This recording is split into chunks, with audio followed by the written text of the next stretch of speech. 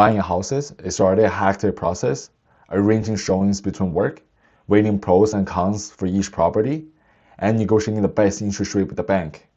The last thing that you want is to have a realtor that works against you, discourages your intuition, treating you like a commission check instead of a client, and constantly asking you to raise prices instead of negotiating for your wallet. After renting and buying several houses in the past years, these are the things that I wish I knew before I made these purchases.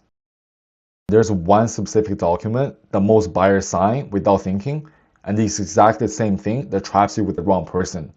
It's called BRA, the Buyer Representation Agreement. This is a legal binding contract that ties you to a realtor for a set amount of time. It outlines their duty, the length of relationship, the geographic area that they cover, and their commissions.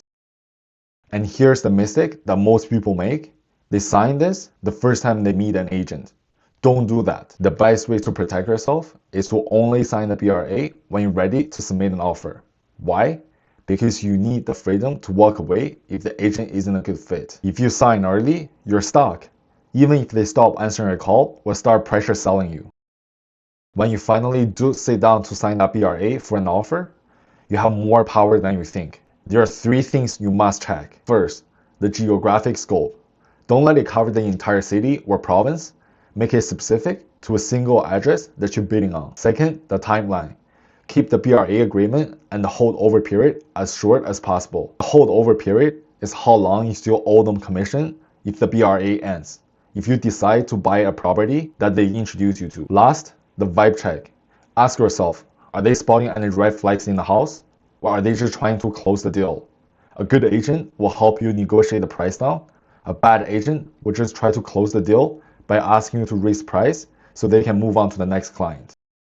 You have to remember your interest and the agent's interest aren't always aligned. The agent's interest, they want to close fast to earn commissions. The pros is that they would work quickly. The cons is that they might constantly pressure you to lower your expectations. Your interest, finding the right house at the right price. The pros is that you get a house that you love. The cons is it takes time and patience.